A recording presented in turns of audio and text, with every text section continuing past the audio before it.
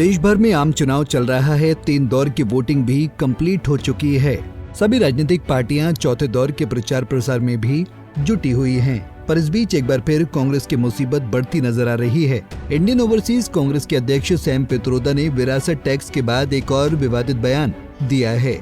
Social media पर पित्रोदा का एक वीडियो तेजी से तैर रहा है, जिसमें वो भारत के अलग अलग हिस्सों में रहने वाले लोगों की विवादित रूप से तुलना करते नजर आ रहे हैं। सैम पित्रोदा ने कहा कि हमारे देश में पूर्वोत्तर के लोग चाइनीज जैसे दिखते हैं, पश्चिम के अरब जैसे हैं और दक्षिण के अफ्रीकी जैसे हैं, लेकिन इससे कोई फर्क नहीं पड़ता।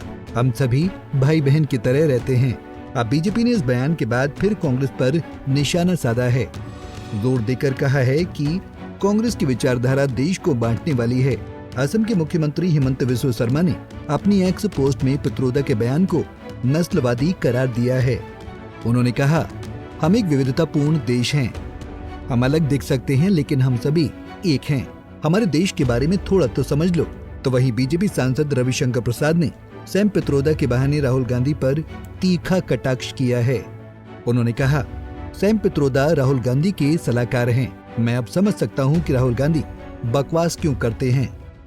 अब सैम पित्रोदा भारत को क्या समझते हैं, ये तो बार बार स्पष्ट हो रहा है कि वो फेलियर हैं, देश को नहीं समझते, राहुल गांधी के एडवाइजर हैं। अब मैं समझ गया कि राहुल गांधी इस तरह से अनाप शनाप क्यों बोलते हैं।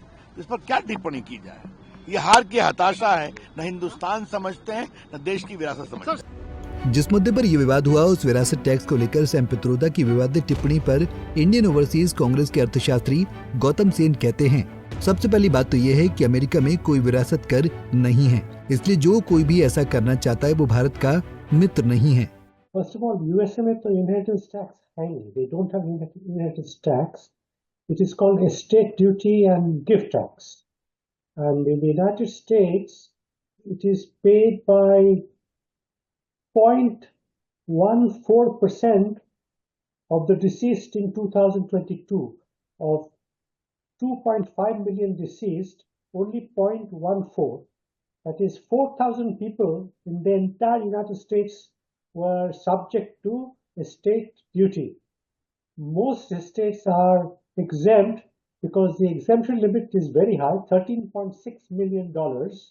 And also the big estates, the really wealthy, have their money in trust. So the US example is not a good analogy for India at all. प्रधानमंत्री नरेंद्र मोदी ने भी सैम पित्रोदा के बयान पर पलटवार करते हुए कांग्रेस और राहुल गांधी को जमकर घेरा है।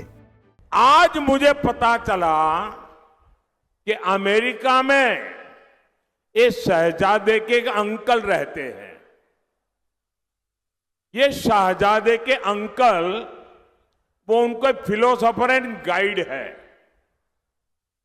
और जैसे क्रिकेट में आजकल थर्ड एम्पायर होता है ना, कोई कंफ्यूजन हो तो थर्ड एम्पायर को पूछते हैं, और वैसे ही ये शहजादे ये थर्ड प्लेयर को कंफ्यूजन होते हैं तो सलाह लेते हैं। ये शहजादे के फिलोसोफर एंड गाइड अंकल ने बड़ा रहस्य खोला है। उसने कहा है कि जिनका चमड़ी का रंग काला होता है ये सब अफ्रीका के हैं। मतलब आप सबको, मेरे देश के अनेक लोगों को चमड़ी के रंग के आधार पर उन्होंने इतनी बड़ी गाली दे दी। तब जाकर के मुझे समझ आया कि चमड़ी का रंग देख करके उन्होंने मान लिया कि द्रौपदी मुर्मू भी अफ्रीकन है और इसलिए उनकी चमड़ी का रंग काला है तो उनको हराना चाहिए। ये सोच आज पहली बार मुझे तो पता चला कि ये दिमाग कहां काम कर रहा है इनका, ये देश को कहां ले जाएंगे। अरे चमड़ी का रंग कोई भी हो, हम तो श्री कृष्ण की पूजा करने वाले लोग हैं, जिसकी चमड़ी का रंग यहां हम सब जैसा रंग था। इससे पहले भी विरासत टैक्स का जिक्र कर सैम पित्रोदा ने कांग्रेस के लिए मुश्किलें खड़ी कर दी थी। बता दें कि कांग्रेस के सीनियर लीडर राहुल गांधी ने एक बयान में कहा था कि अगर चुनाव बाद उनकी सरकार सत्ता में आई तो एक सर्वे कराया जाएगा और पता लगाया जाएगा कि किसके पास कितनी संपत्ति है। उनके इस बयान के बारे में जब सैम पित्रोदा से पूछा गया तो उन्होंने अमेरिका में लगने वाले विरासत टैक्स का जिक्र किया था। पित्रोदा ने कहा था कि अमेरिका में विरासत टैक्स लगता है।